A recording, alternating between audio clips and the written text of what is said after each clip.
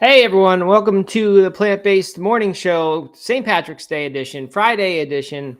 Perfect storm, really, Doug, of Friday and St. Patrick's Day on the same day is great. Great news for everyone.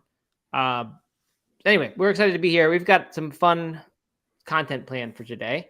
I'm going to bring Doug into the Instagram here as soon as he requests. There, now he did. Okay, 1 second while we bring Doug in. I was sick yesterday, as people probably know. Doug went live for a few minutes. I actually did not watch or listen to it, but I published it as a podcast. There he is. Hey, Doug, how's it going? Look at that. It is going well. I am all clovered out here. I didn't think about getting St. Patrick's music queued up or anything like that. I probably could make that happen rather quickly. There has to be an Irish version of the Friday song somehow. I'm sure there would be. I'm just jazzed. I'm jazzed to be back. I'm jazzed to have you back. It is Friday. It is St. Patrick's Day. Got my shamrocks going. It's on. All right, let's game on. Wow, that's Irish singing. That is terrible. Okay, I don't know. This is weird. Okay, I'm not gonna do that anymore. Anyway, let's see. I'm pinning the link in Instagram right now. Great. I noticed that whenever you write that link, every time you do, HTTPS is all caps. Is that intentional by you, or is that just autocorrection? No, it just happens. Okay. It happens when I hit publish. Okay.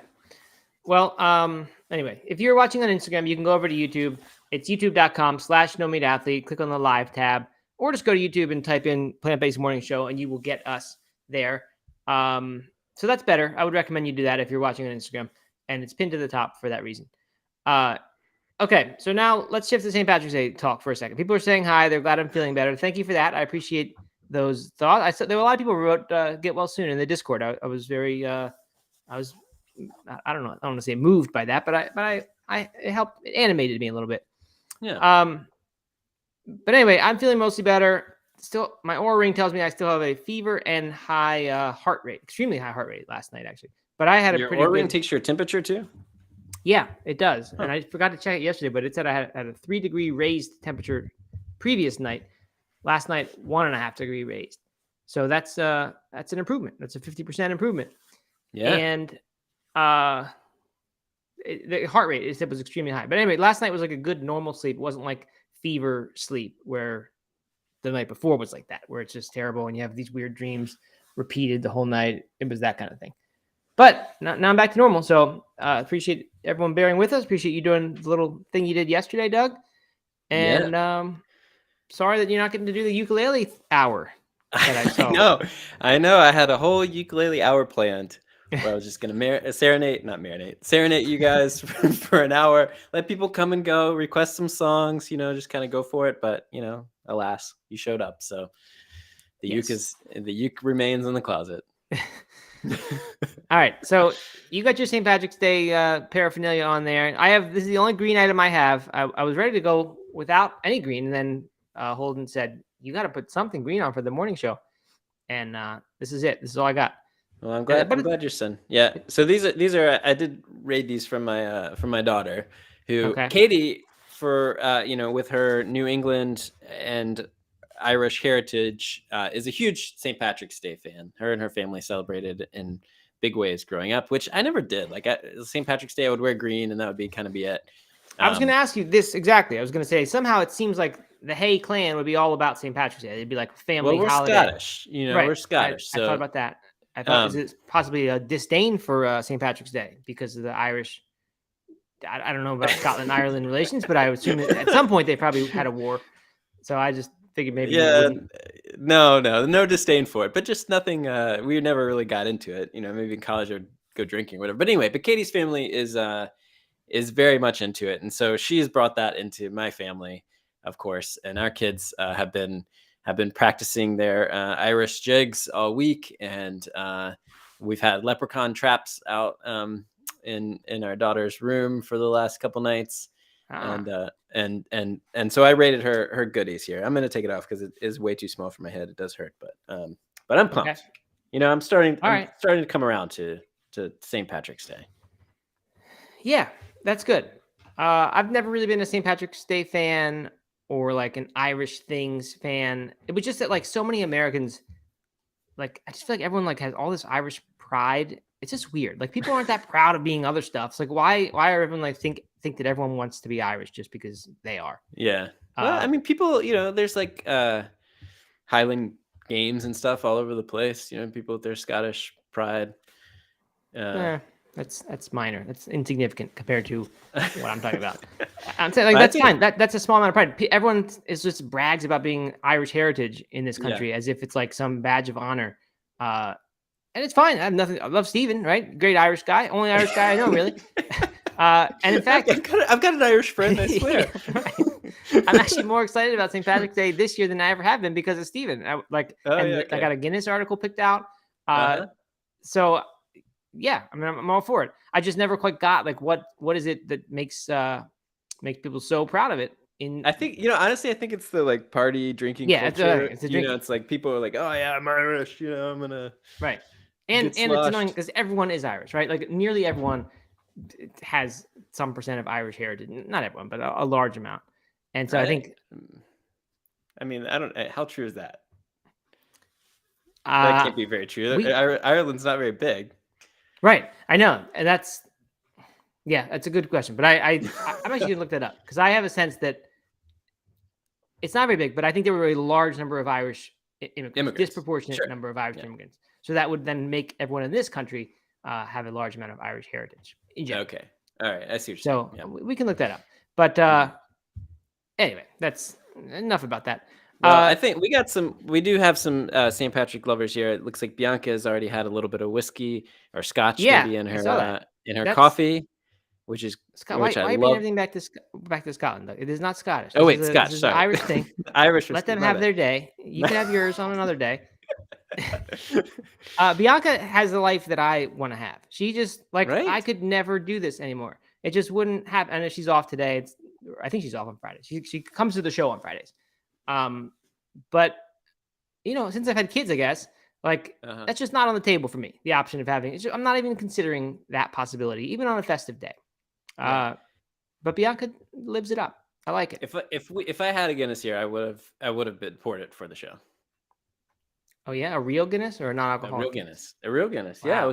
I was reading through the one of the articles today about Guinness, and I was like, man, it would be fun to be drinking Guinness while we're talking about this. That would be fun. Mm-hmm. But that's not on the table for me either, though. A beer before noon, really, it would need to be like a weekend. I'm tailgating or something. Yeah, I think I just I can't think do it in partly my house. Like, I'm not on vacation right now. I'm going to be working all day, but I'm at my sister's house in Atlanta, so it feels a little, like out makes it of a little different. my routine. So uh, Right. maybe that's partly why the draw. Right. All right. Drew Design says, watch Gangs of New York. It'll tell you why. It was all about the Irish immigrants and the gang that were there. So maybe that's where the pride stems from. Maybe. Yeah. Good. All right. Keep going, Doug. What else you got? A lot of people are saying they're quarter Irish DNA tests. I don't know. Just See, that's what I'm talking about. Everyone finds their quarter, eighth, or whatever, and then they're I don't think Irish. I have. I don't especially know with that the I have Irish any thing. Irish. Honestly, I mean, lots of No? Scottish, a little bit of German. I mean, there has to be some Irish in there because Ireland and Scotland are so close. But anyway, neither here nor there. No, truly is not. Anyway, it's Friday. We're excited. It's a good day. Some fun articles today. I saw in the Discord, Doug, that I think it was Helen, who, by the way, we've fulfilled the beer promise. That prize has been ordered and delivered, or not delivered, but being ordered. But I saw Helen was talking about the Barclays marathons, which I've never really, just kind of always slept on those or that.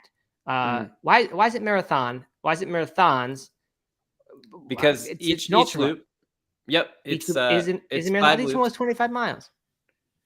Each loop is roughly a marathon. They think because there's no set course, right? You just have to hit certain Right. areas, right? You're shooting, so what could be an efficient 25-mile loop for one person maybe 35 miles for another. So they think it's roughly, most people are coming in roughly 130 miles, but there's only been, I don't know, a dozen, 15 finishers ever or something. I forget the exact number, but there were 3 For this those year. who don't know, this is a show. This is a race in Tennessee, right, in the woods. Yep.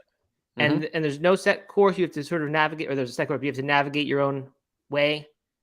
Yep. Somehow. Yep. There's certain checkpoints you have to hit, and the way you confirm that you've gotten there is you rip a page out of a book that they have stashed away there. So part of the challenge is finding the book, and then of course navigating to the next one. And I forget how many books there are, maybe like 9 or something checkpoints, whatever. So you hit them, and but it's kind of choose your own adventure how you get there, and some people will get lost and end up at wrong books and all this stuff. So it's like part orienteering, part ultra running, part a little bit of luck, I think. Is it loops though? I always thought it was like loops, and you go around in circles to get to this book. It is a giant loop. I mean, the most efficient way to do it, is to do it is a giant loop. So why can't you just, if you want to do whatever you want, can't you just go backwards a couple feet right from the start and just get the book? Like, I don't get it. Like why do you have to go around this loop? Well, there'd be like 9 books spread out. Oh, they're around the loop. Yeah, okay. yeah. So it's not one at the end of each loop that you have to get.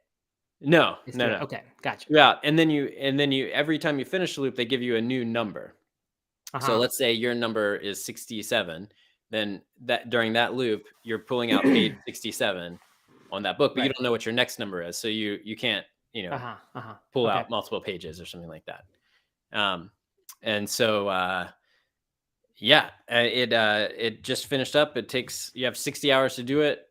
There were 3 finishers this year. There hadn't been any in like 5 years, maybe 5 or 6 years. But the weather was really good this year. There was no fog or snow, which they're kind of notorious for really bad weather this time of year. And I think it was chilly, but as far as navigation goes, it was a pretty good weather year because you could see, visibility was good. And there were 3 finishers. The winner was I don't even know how to pronounce it. Arlene Shans. I don't know how to say it. He finished in 58 hours and 23 minutes. So that's like an hour and a half ahead of the cutoff. Right behind him was John Kelly in 58:42. And he is a 2-time finisher. Third. Yeah. And 2-time finisher and the 3rd runner to finish the Barclays more than once ever. Okay. And then the 3rd finisher came in with 7 minutes to spare at 59:53, and that was Carl Saab. And but I was seeing cool, vegans and vegetarians.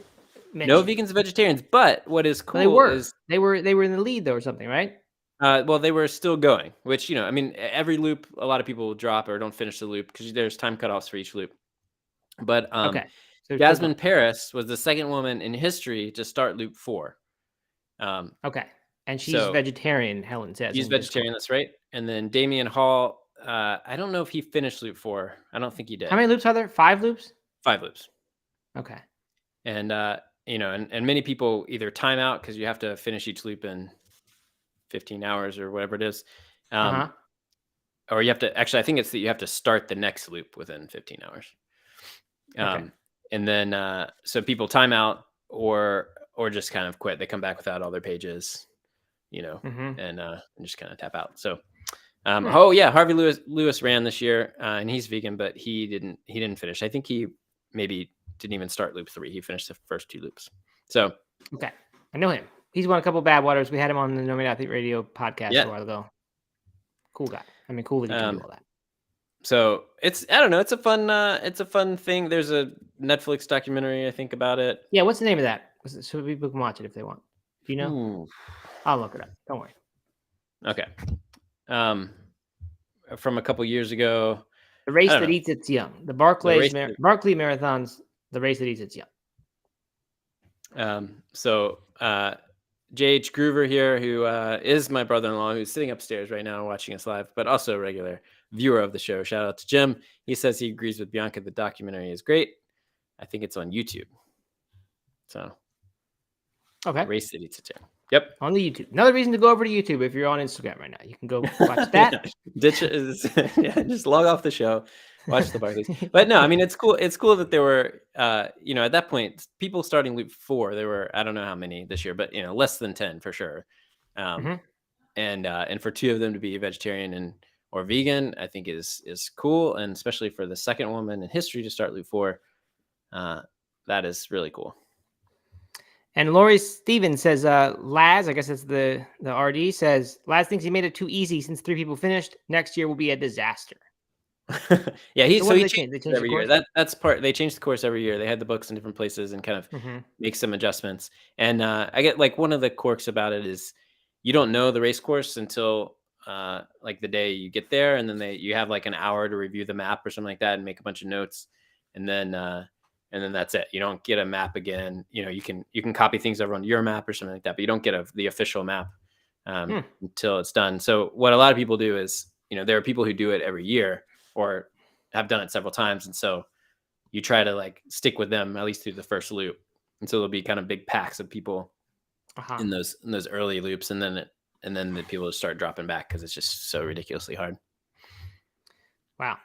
Jessica Goodenough says, sounds like a nightmare. Just tell me where to run. And that's exactly my thoughts. Like, I would hate to have to always wonder if I was on course or not. Like when that happens near the end of a race, I mean, even in the second half of a race where you think you might be off course, and it's happened that I've actually been off the course before, and I hate it. It's just the worst feeling in the world. Can't imagine wanting to do that. There's Mike Wardian's run it a few times, and he's been on the No Meat Athlete radio. And I'm almost positive it was Mike, has a story of being on top of the mountain where the book is, knowing that he's in the right spot, but the fog is so dense and he can't see anything, and he cannot find the book, and he spends like 4 hours just like wandering around the top of this mountain looking for the book to get his page. That's awful. Terrible. What books are they using? I'm sure they pick these books out carefully to make some sort of symbolic reference. I'm sure they do. Like Harry Potter or something. I haven't paid enough attention, but I'm sure that there's some of that going on for sure. And I bet people keep their pages and frame them and all that. I don't know. I don't know why I'm suddenly against the race. Yeah, you now. Probably do get them back. Yeah. You're suddenly against it. Yeah, I don't know why. I think it actually is. It's kind of polarizing. People, because it's real secretive. They don't publicize when it's going to start. The press is like really, really small. There's a couple people who kind of tweet out of it, and give you some updates. But it's 12 hours between loops. People are taking or more. And it's not like they're chasing them around with crews all throughout and that kind of thing. So it's like 60 hours of very little updates. And they discourage people from going out there because the park is really small. And I guess it got shut down several years ago because there was too many people and the impact was too big. And so it's kind of, it's a polarizing thing because it is quite secretive, even how to get in. Like, it's not like you go to Ultra Sign Up and register. You have to go through all these hoops just to apply. So right. All right, good. Well, enough about that. Appreciate the update, though. I'm glad you can talk intelligently about that race, and we can let people know about it. All right. Anything else, Doug, before we jump into some of the stuff today? I don't have that much. I mean, we've got stuff planned. I don't have anything else really going on. I was sick. Oh, we were going to ask our question of the day, which is, what is your favorite vegan comfort food sort of thing for whether you're sick or not? I think it was prompted by my being sick. Someone who was it who suggested in the Discord, Doug? Do you know? I can find it again. No need. I can find it as well. Yeah. Well, it was about being sick. So when my answer would be different. If I was sick that's why I said let's make it just comfort food in general. If you've got a sick food, that's fine. But like, I didn't eat anything yesterday. I barely ate anything, and I was thinking I don't want any foods while I'm sick, really. Yeah. So I said, just if you got a favorite comfort food, here's what I ate yesterday: a Larabar, an apple. Larabar. I pretty much have a Larabar for breakfast almost every day. Huh. It's just like because I don't really want to eat breakfast. I'm not really hungry, but I always feel like I should eat something before the show. So I usually have that. Just the plain old cashew and date Larabar, right? Because I'm not going to go eat the chocolate chip thing or whatever as my daily breakfast. Okay. And an apple, and then in the evening I had a couple pieces of bread. Aaron had made this bread, so I had a couple pieces of that and a few cubes of tofu. And then I drank a non-alcoholic Heineken, thinking that like I was getting better. And I was like, this would be good. I had bought it the night before before I got sick, and I was excited to come home and have one. And then I got sick, so I didn't ever have it. So then I still wanted it, so I had that last night. So I don't know. I really didn't know anything. Apple and like lower, like those. I mean, so was it a stomach thing or like? No, just like fever and just like a feverish thing. Yeah. I don't know. When I'm sick, I kind of resort back to what Tacos. originally probably stems from chicken noodle soup, but just like veggie broth with a little bit of noodle in there and maybe some tofu. But just something kind of warming and very easy on the stomach. That's even if I have a bad cold, I kind of default to soups like that, just like real simple, low flavor soups. Yeah, I don't really ever do that. I don't know what. I mean, I make soup now and then, but yeah, I guess I don't have any real sick foods. But my comfort food, I mean, obviously it's a burrito. Sure, of course. Load it up. Mashed potatoes, says Lori Stevens. Mac and cheese, says Kate. Yeah, cheese. That's when I think comfort food. That's what I think of. Not so much for me. I just think that's everyone's comfort food. Good like frozen lasagna type thing would be good, but you can't get that vegan nowadays. I have to make my own if I want it to be vegan. Rice with a little butter, says Kate. Erin does she used to do pasta with butter on it, butter and like Parmesan cheese. So now and then she will recreate that when she's sick. Bianca says, comfort for me when I'm sick, big bowl of ramen with tofu. Jeff says cheeseburger macaroni. Cheeseburger macaroni. It's like indulgence, slutty vegan kind of food. Not. It sounds like Hamburger Helper is what I think of when. Okay. Oh, you know what I had yesterday? What? I had on my road trip. We had an Impossible Whopper. Oh yeah. And I think I've only maybe had this, maybe my 5th ever. Wow. And it was good, but I don't like going into Burger King. I get, they're just not very nice. They're just not as like upscale as some fast food places. At least this one wasn't. I haven't noticed that, but as I've said, a lot of times they're not open nowadays. And when they are open, yeah, like that has fallen off a little bit there. And I'm not sure what happened, but I haven't really noticed the difference between them and say Taco Bell, or that's the only food place I go to. So I don't know. That's fast food. It was one of the first times we had gone in and eaten inside of a fast food restaurant with our kids. Maybe the first time we've done that. It's funny. Yeah, my kids are like, they don't. It's like so strange.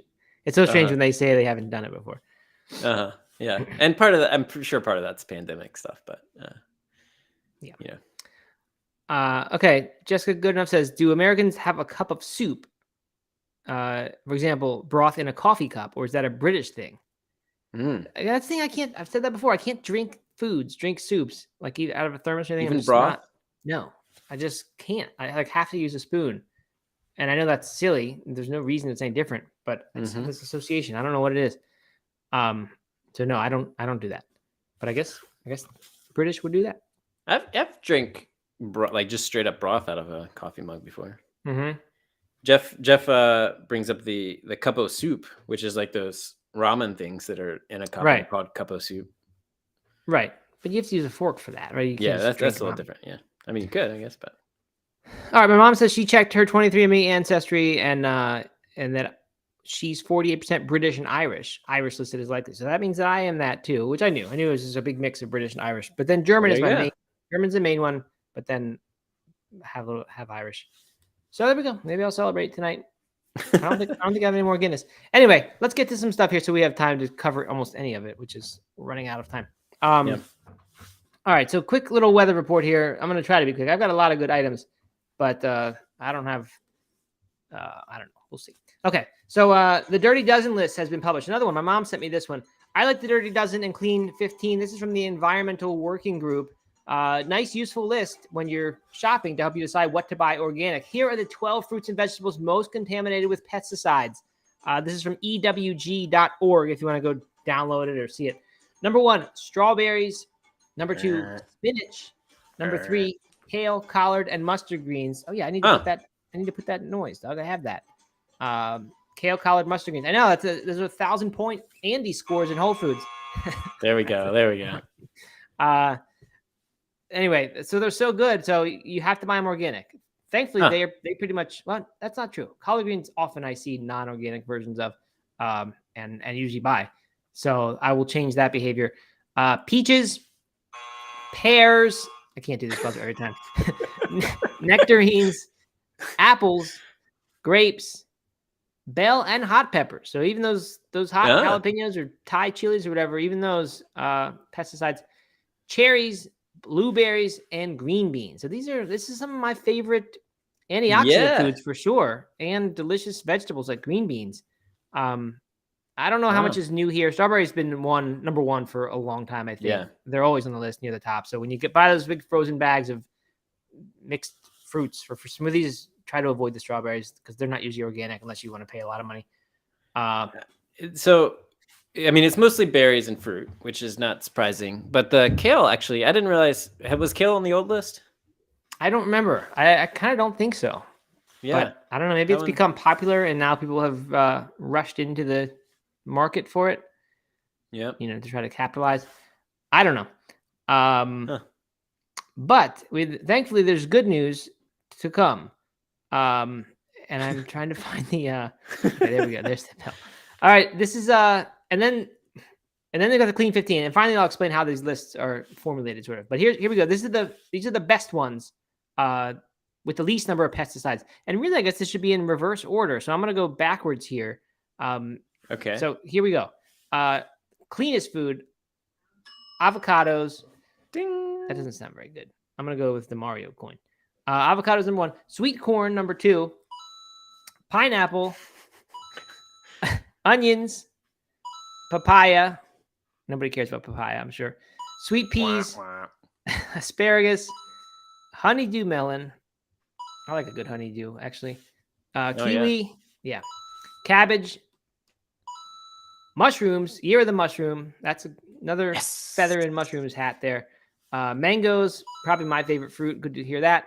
34 sweet potatoes, watermelon. Love a watermelon in the summertime, and finally carrots. So there you go. That's your number clean 1, huh? 15. No, It's because no, they're in the number dirt. one.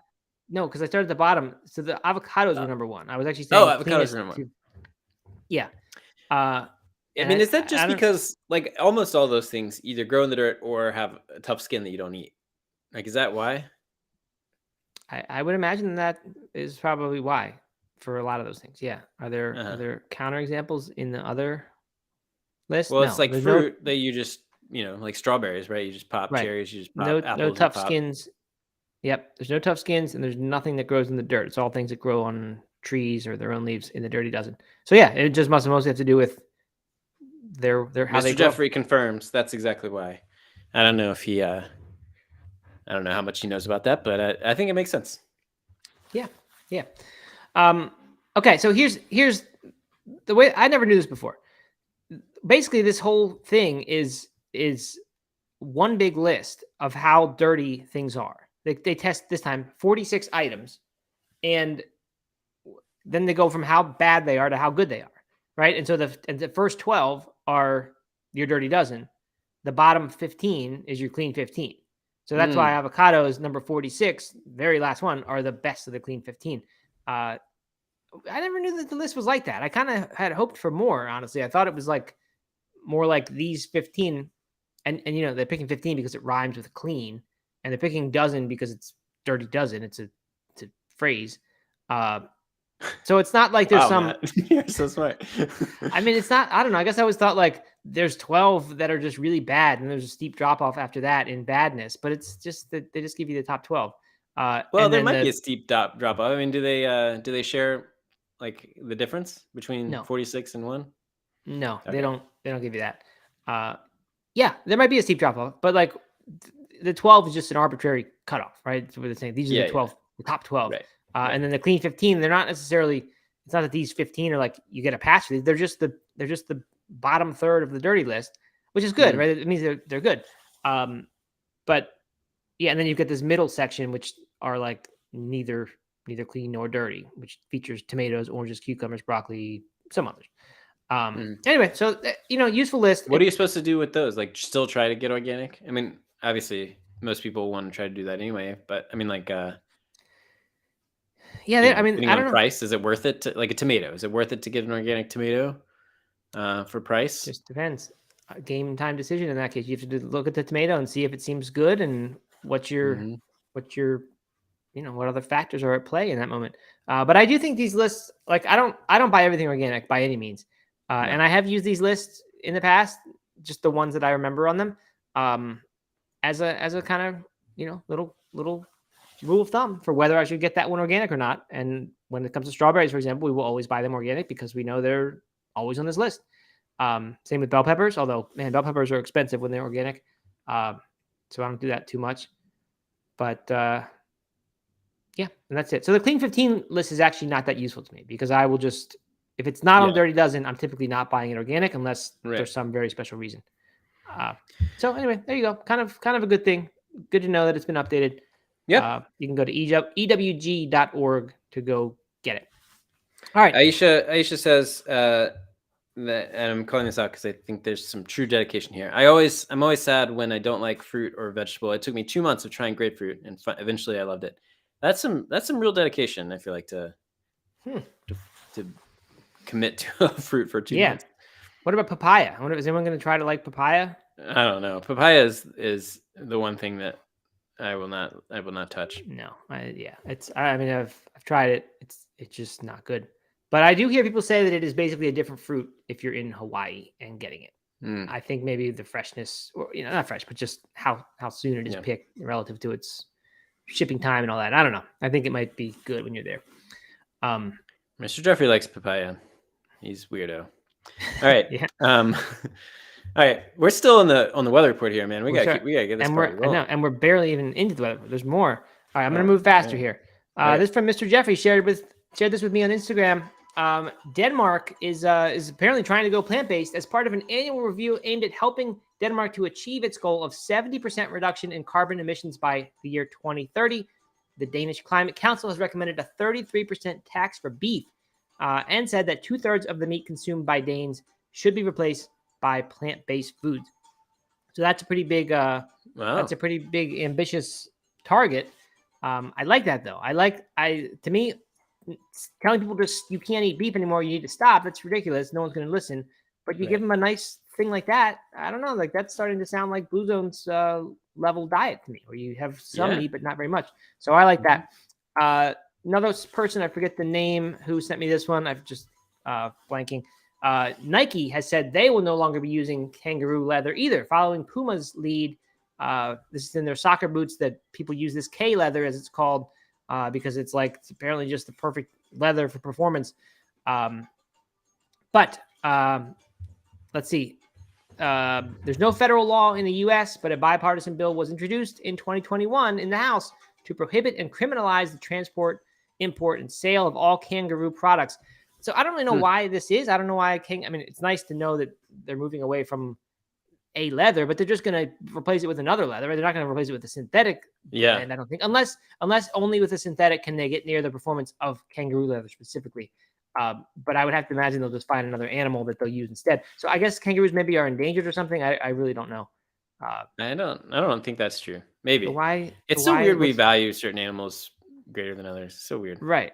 It is very weird. It does not make sense. Because they're cute and they have pouches that kids like. I mean, I don't know. It's sad. Yeah, I don't know. I don't know if we have any Australian people in the show. I don't think we really do. No. But I'd love to know that. I'd like to know why is the House talking about criminalizing kangaroo leather, kangaroo products in general? I don't know. All right, and last one. Next month is from Veg News. Vegan burger chain Neat Burger will open its first U.S. location in New York City, in the Nolita neighborhood. You know what that is, Doug? Nolita?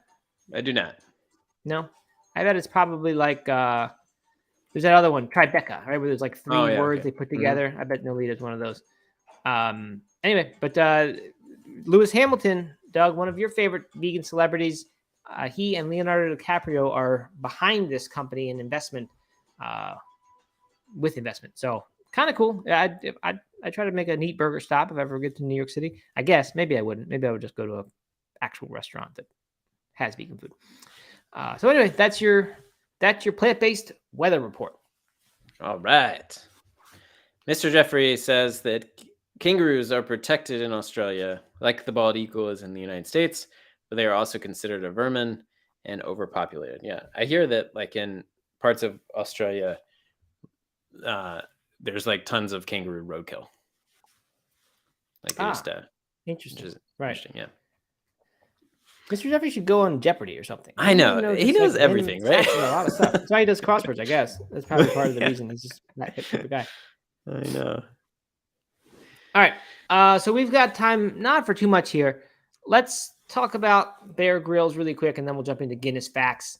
Bear Grylls is in the news. Plant-based news says he is under fire for endorsing the natural diet of liver, testicles, and raw dairy. We talked about him a few months ago when I was in Germany. Yep. What was it that he did at that point? Well, at that point, he just because he had at one point he was vegan or wrote a vegan book or something. He had a vegan book, yeah. And he had an interview come out while you were there that he talked about how he eats meat, and so it was kind of news that the former vegan had gone back to that. Yeah. Okay, gotcha. I thought he had done something atrocious back then. I thought. Well, I think carnivore. He said like you need meat to be healthy or something. I mean, it was like a big statement like that. Right. Okay. Well, now he has gone further, and he said, "Here's the foods he eats to stay strong." He put a Twitter video up. He said he's good quality grass-fed meat. Also throws in a bit of liver every few days, but then he claimed to take what he calls ancestral supplements containing organs like pancreas, heart, and testicles. Urged his followers to check them out. Added that the truth is we need more organs than just liver. So. He's just. We do need more. We need almost all of our organs. We don't need to eat them though. That's true. Which organs don't we need? Appendix, yeah. That's probably it. One testicle. You don't need one of the two testicles. I mean, you don't need either testicle, really. I mean, you need them to procreate, but right. All right. So, you know what? Like, this is stupid. I think. Like what you need, I think, are the nutrients that are in those organs. Right. And people not at all denying that, like, that was certainly a part of evolution or, our ancestors, when they killed an animal, I'm sure they didn't just eat the meat and then throw out the rest, right? They ate the organs. And that would mean, especially because the organ's kind of scarce relative to the rest of the meat in that thing, that everyone's getting a relatively small amount of the nutrients that are in those organs rarely. Right. So the probably things that do help you a little bit every now and then, just like meat in general. Like if you, it's not like a feast was had every day, by these hunter gatherers. They would a couple times a month or whatever have enough for a big feast. Otherwise, it's lots of plants and things in between. And so like that would give you the B12 that you needed, and then you wouldn't need to take a supplement. Maybe the dirt contained more back then too. But I think the same is true for organ meats, right? They're very densely concentrated with nutrients. A lot of them, and liver specifically, I think, because it filters and it just takes in so many. So I'm not saying that these things wouldn't have been important, but it's not like the organ grew these nutrients in it. It just gets them. In the case of liver, anyway. So I don't know. It just seems to me like you can get these same, especially if it's at the point where you're taking a supplement now that contains a whole bunch of these different things in it. It's not like you're eating the whole food anymore. Yeah. Just get the supplement that has the nutrients, and you can skip those organs. Yeah. So kind of silly. Right. There was definitely a time when it was probably beneficial to eat liver, and I mean, like you said, there's plenty of nutrients in that stuff that can be good for you. But for whatever reason, I'm on the I like much less so. But when Liver King was having his big controversy, I did a deep dive into Liver King one day on Instagram and kind of got into the carnivore orbit. Mm-hmm. And people literally are like eating raw testicles and like on camera to show it off and making testicle sandwiches with liver in between. And I mean, it's just so gross. J.H. Groover says that talking about eating testicles may make more people go vegan, which could be the case if you think that's the alternative. Jessica, and do people doing this? Are they like, when someone does this on Instagram or whatever, are they saying like, this makes me feel amazing and that's why I'm doing it? Like, or are they No, it's Okay. definitely not like. I mean, it's for sure. But yeah, I mean, I think it's like this. This is what we should do to be our best and get Right. big Right. gains. I almost included today in the show a story about TikTok gym bros eating dog food because it has like What? 666 grams of protein or something in some very Oh small my amount of God. dog food. So Ugh. this guy ate it. Come on, guys. It's This so is stupid. ridiculous. It was. Yeah, Jessica forget Good Enough says that she was told to eat liver while pregnant, and she was grateful to be vegan and opt out. That's interesting. it. Yeah, again, I mean, you could just take the nutrients if it's that important. Yeah, Bianca says, I don't know if this was about the dog food or the testicle sandwiches, but this sounds like the toxic masculinity diet. I think that is very, very accurate. I ate testicles once before I was vegan, Doug. I went in a cross country road trip. I went to some famous steakhouse in Oklahoma that was in this book that said Uh-huh. you have to go to these 1,000 places before you die or something. And I think they were called Rocky Mountain Oysters was the euphemism name. Yeah, and, I've heard that before, yeah. Yeah, and it tasted like hush puppies or something to me. Like it just sort of like it just wasn't anything. It just was. Oh. I know. All right, so that's that. Bear Grylls at it again, and someone suggested perhaps he's trying to fill the Liver King void, and that's right because Liver King had the big scandal. Now there's no king anymore of that niche, maybe, and maybe people are vying for it. And Bear Grylls says, "I'm well positioned to get that spot." So he's except that Bear Grylls doesn't look like Liver King. I mean, that was what worked for Liver King, is he was massive. right. Yeah. Bear just looks like a fit older man. Right. Well, I don't know. All right, moving on. Quickly, we got to do this one on St. Patrick's Day, and then we'll wrap it up there. This from Eat This Not That, one of my favorite new websites. Well, it's not a new website. Recently, one of my favorite websites. This is fact checked, so that's good to know. 17 crazy facts about Guinness that will surprise you. 17 is a lot, so we won't spend long on these at all. It's not about just the not about the non-alcoholic Guinness, but I assume most of it goes for the non-alcoholic Guinness because it's identical to me in terms of flavor.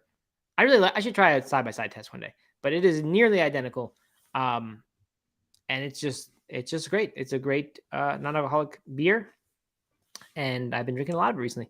So here we go. Number one, Guinness is actually red. I wish Stephen were here to help us with these, and he could probably fact check them for us. But Guinness is actually red. If your typical setting is a dimly lit Irish bar, you may not have noticed that it's actually a dark ruby red. The rich color comes from roasted malt barley. I mean, wow. I just can't really believe that because my typical setting is not a dimly lit Irish bar. I know. Normal house. It might look red in this picture here. It looks red because of the bubbles, but or the nitrogen. But I don't know. I'm surprised by this. Yeah, I guess I could see someone saying it's kind of brown. I guess it is that during that bubble phase. But I don't know. I just wouldn't really call it that after that. I don't know. But it's fact checked. Yeah, I know. You're right. All right, number two, that small ball in your Guinness can beat out the internet for a technology award. And that is the nitrogen ball that makes it have the nitrogen bubbles like that and pour like a draft Guinness does. Yep. Apparently in 1991, it beat out the internet to win the Queen's Award for Technology. That made me laugh when I read this, which I just love. That is good. All right, doctors used to prescribe Guinness to patients. Guinness is good for you was a slogan. You see a bunch of those retro signs. I think they still sell them with the toucan on there and things saying good for you. So I've seen that. Not too surprising there. And I think it makes sense, right? I mean, in the old days, beer, of course, was healthier than water. Yep. Because it was safer. The alcohol would get rid of the bacteria and, would have a bunch of nutrients, carbohydrates and things. So I could see it being a food, and that sort of that thinking might spill over in a few centuries too late. Do you know in the 20s, 30s, and 40s, was it nitrogen like it is now, or was it the non-nitrogen? That's a great question. I would imagine that is more recent a technology than that, but I don't know. Yeah. Interesting. Good question. All right, number 4, Guinness may benefit your gut and heart health. Interesting take there. I mean, I guess, some alcohol has always been associated with heart health, rightly or wrongly, probably wrongly. But has antioxidants, B vitamins, prebiotics. So okay, I guess. Number 5, Guinness is vegan. Particular interest for this show. In 2017, they confirmed that they had changed up their filtration process, doing away with isinglass, which brewer types know is a byproduct of fish. So Guinness now vegan friendly, has been for 6 years, and that's a good one. That was one of those holdouts for a long time. Yep. That I hated that Guinness was not vegan. So nice that it is. All right, Doug, you're going to love this one. Number 6, more than 160,000 pints of Guinness are lost every year in facial hair. This is the most disgusting thing I've ever heard. You see this? I literally laughed out loud when I was reading through this list. I mean, it was a good chuckle. I think this is so funny that they have been able to, I mean, according to scientists, 0.56 milliliters of Guinness is trapped in the beard or mustache with each sip. And it takes about 10 sips to finish a pint. That's not very many. An estimated 92,000 Guinness customers each year have facial hair, and so 180 pints each annually. Oh, wait. Okay. Each consumer consumes 180 pints annually. Wow. That's Man, one every 2 days? I think this is just so funny. I love that Is that only talking about in the UK? Yeah. So that 160,000 is only in the UK. Yeah, I guess so. Wow. I mean, it's just this gross picture of a guy drinking beer with like this huge beard, and it's just a ton of it is stuck in there. I mean, it's not even Guinness. No, that's the problem. Right. You know what? I'm saying this is a wrong stat. First of all, it's not like that guy's just going to sit there the rest of his day with his mustache like that, right? He's going to lick it and eat the rest of the foam. So it's not really going to waste. I guess it could be if it was trapped in the bottom of your beard, that would be different. You wouldn't really get that as easily. But I'm saying there's zero waste to facial hair. It's just a minor inconvenience of getting trapped there for a second. Yeah, I wouldn't say zero waste. Because you're going to take a napkin and wipe it. Okay, because you wipe your face? Yeah. I've never had that problem. I don't have any foods. Honestly, that would make me stop having a beard. If my beard got to the length that I was having foods be caught in it or drinks, I would say I'm stopping this. You have that problem, Doug? Do you ever? I mean, every once in a while, but I mean, just like in the same way that, if you drank something, it would get on your upper lip. You gotta like kind of lick it, but no, my mustache is not nearly as long as that guy's. This is obviously just a joke stat that somebody put together. I'm sure they calculated it, for real, but I think it's funny. All right, number 7, 3 of Guinness's 5 breweries are in Africa. So there's one in Baltimore that went there after I left. Baltimore. Is that one of the 5 then? It says Ireland, Malaysia, Nigeria, Ghana, and Cameroon. So they're skipping that one. Fact checkers missed the fact that there's another one in Baltimore. Not sure how to explain that. I knew about Nigeria because when I was in Nigeria, it was one of the 2 beers you could drink. You could get everywhere. What was the other one? 3-3. 3-3. Okay. Like a local lager. Uh-huh. And then Guinness Stout, not the nitro, just the like stout. Huh. Like Guinness Export Stout. Yeah. Mm-hmm. Okay. Meanwhile, trying to look at the number of breweries, but I haven't yet found that. So we'll revisit that on a future date. All right, here we go. Pouring a Guinness beer is a 6-step art form that involves a 1 minute 59.5 second break. This is, at this point, I stopped trusting an article because it just, come on. You need to let it settle for precisely 119.5 seconds, it says. It's ridiculous. I'm sure that is their best, they did a bunch of studies as to how it comes out perfectly. And they can't round it to 120. I don't know about that. But, I will say if you go to a true Irish pub, not one that's just throwing up some Flogging Molly on the radio the whole time, but even those honestly do the same thing, Doug. What? Wait, do the Guinness pour? Yeah, they do the Guinness pour. So I'm saying even the one that has Flogging Molly playing does that. It's just an Irish pub thing. Yeah, okay. It's people who want to be like a fake Irishman, sort of like it's that thing I was saying earlier. You should pour the beer the way it's intended to be poured, right? If you're buying it, if you're paying $6 a pint, right? You want it to taste as it's intended to be poured. Yeah, Steven mentioned this the other day, and I think this is one of those things where it doesn't matter. It's just like people who are Irish or want to be Irish, They think this is like some special ritual that has to happen or it's wrong. Like, you can't taste the difference. I've done it. You just pour it and immediately drink it even when the bubbles are there, and it's fine. It's still a good beer, and it's like the same thing. So I'm calling 100% BS on this. Well, Steven just arrived into the chat. He All says right. he's coming home from the pub right now because he's sick, maybe from too much time at the pub. I'm not Oh, sure, no. but Okay. he's joining in for the Guinness talk here. Well, I'd like to hear what Steven says about my take on this. That this whole Guinness thing is an emperor's new clothes situation. It's a story perpetuated, and then everyone buys in, and then we sell. All it takes one person to call foul and say, you know what, this doesn't actually matter. It's just a normal beer. You can just drink it like any other beer. It sounds like you're gonna get cast away, stones thrown at you. It's calling you sacrilegious. Better watch your back. Okay, I understand rituals are fun and they're important, but whatever. All right, number 9, injured cavalry officer credited Guinness for his recovery. So one of them did at one point.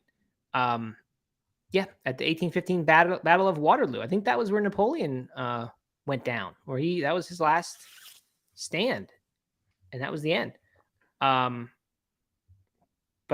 this guy,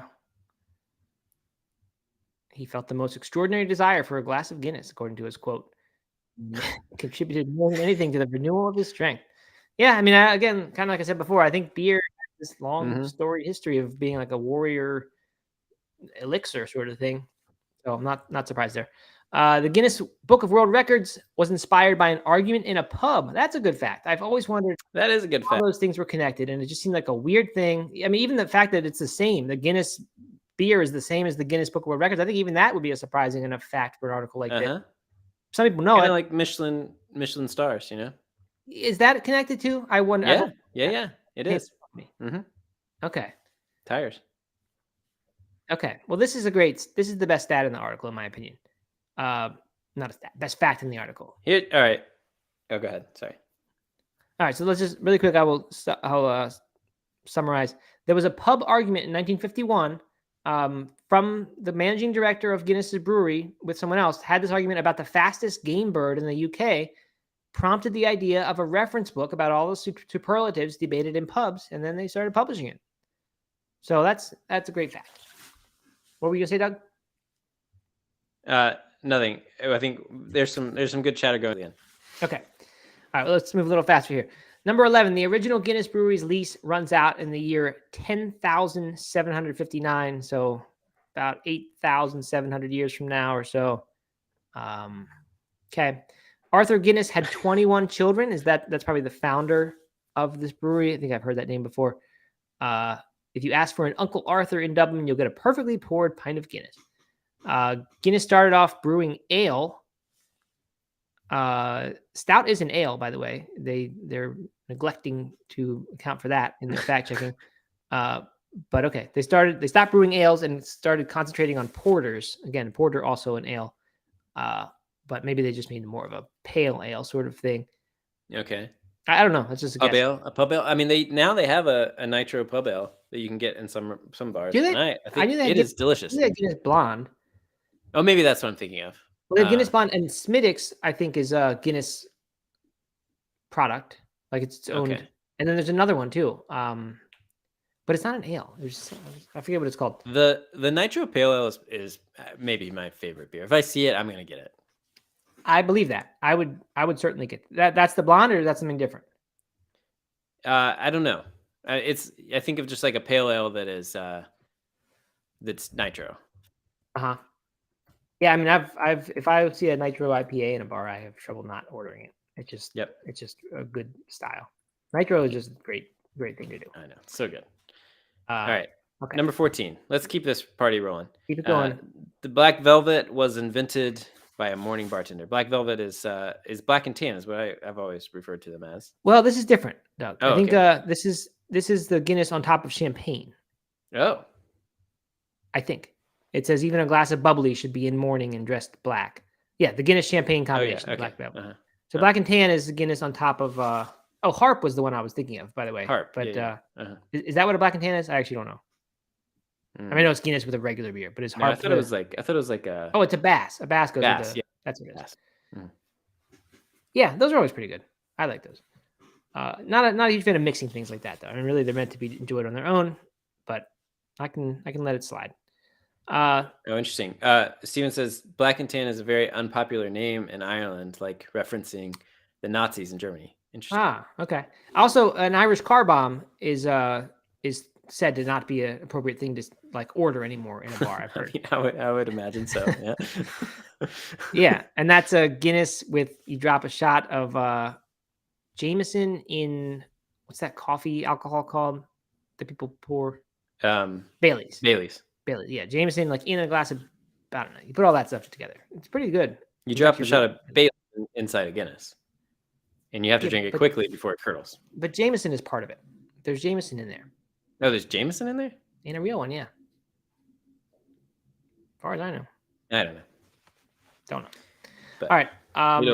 it'll get you drunk. Do know When that. I was this first place I worked after college, this bar called Crazy Lil's in Baltimore, where I met Aaron actually, they served bus bombs as well, which was a pitcher full of Guinness and a glass, like a rocks glass kind of thing, Oh, full of the what's it called? The Baileys, and then I think a shot glass of Jameson inside of that. And people would drink the whole pitcher. Like you would just chug it. Oh Yes. my gosh. I don't know way. how anyone did it. It was impossible. Somebody got like 7 or something, and they got their picture up on the wall for doing 7 of them.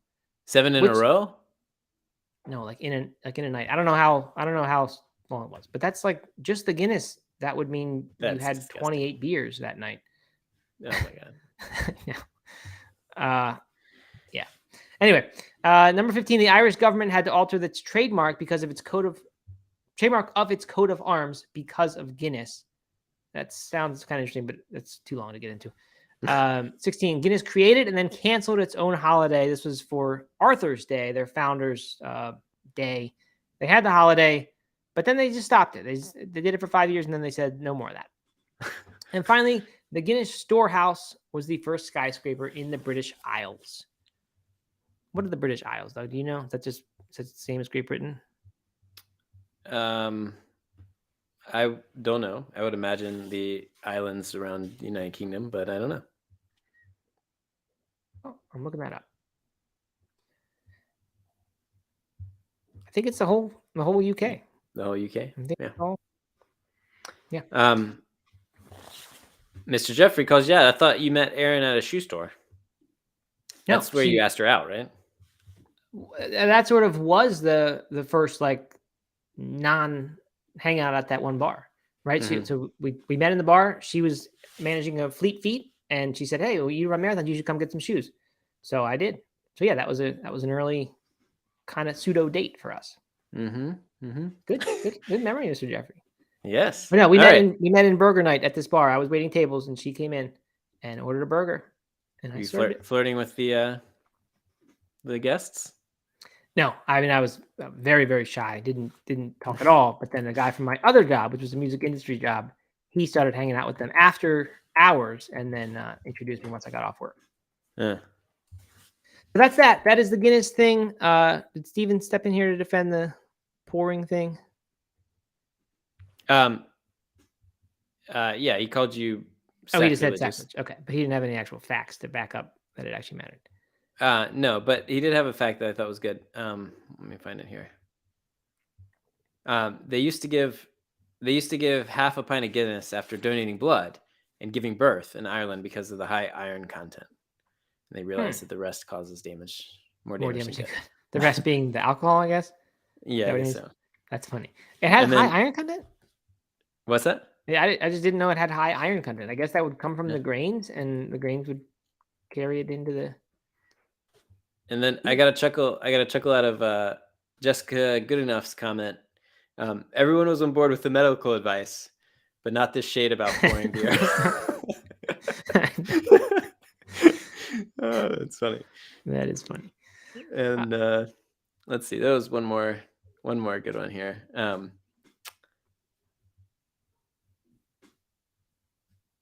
I don't know, but yeah, lots of calling Mr. Jeffrey a Wikipedia page. I like it. All right, good. Well, yeah, this is good. Oh, here's another one. Yeah, Matt doesn't like toppings on his beer. which is when you were talking about the car bombs and stuff. Oh yeah, true. Or even topping one beer with the other one. We put the Guinness oh yeah, on the oh, black yeah. and tan. Yeah, it's true. I generally don't like mixing or adding things like that. Stephen has pointed out before in that article there were several pictures of like a shamrock on top of the Guinness, like made in the foam, like latte art kind of deal. Yep. And Stephen has said that is a no-go. You do not do that. Oh really? Yep. I'm He said, or surprised at by least that. not in Ireland. He said they're not going to find them doing that in Ireland. I don't know where I found this. I thought it was in this article. Maybe I skipped it today or read it somewhere else that you don't ever level it off with a knife. That's like a no-no. Oh, I know. It was in the description of the pouring process. Let's read that pouring review real quick and then we'll wrap up. You want to hold the glass at a 45-degree angle beneath the tap spout. Pull the handle forward and let the stout flow, filling it up until you reach 0.75 inches below the top of the glass. Let it settle for precisely 119.5 seconds. Bring the glass to a 45-degree angle again, but push the handle backward this time until the head is just proud of the glass. Don't let it overflow and never use a spatula to level the head. So there's your process. I was gonna pull it up here, but I missed the whole thing. But that's okay. Not a problem. All right, so that's that. Be careful, anyone out there celebrating St. Patrick's Day. You know, good time to go have some fun, but be responsible. Indeed, responsibility first. No drinking and driving. Get that DD. Right, exactly. Stephen has written Happy St. Patrick's Day, my friends, in, I guess that's Gaelic. Gaelic would be what the Irish language, I think. All right. And I thought there was something else I wanted to say, but I can't think of what it was. Anyway, that's it. That's all. Yeah, I'm still not 100%, but hopefully Monday I'll be better again and can do a normal show and thoughts will come to me as they're supposed to. But I'm glad we got it done. I'm too. I'm really glad we got it done. This was a fun one. And yeah, happy St. Patrick's Day, everyone. Yes. Irish or not. Happy Friday. Hope everyone has a great weekend. I will see you inside the Discord. Let's have some fun chatter in there this weekend. Yeah, good idea. And yeah. Okay. Sounds good. Well, thanks, everyone. We'll talk to you Monday. Bye-bye. Goodbye.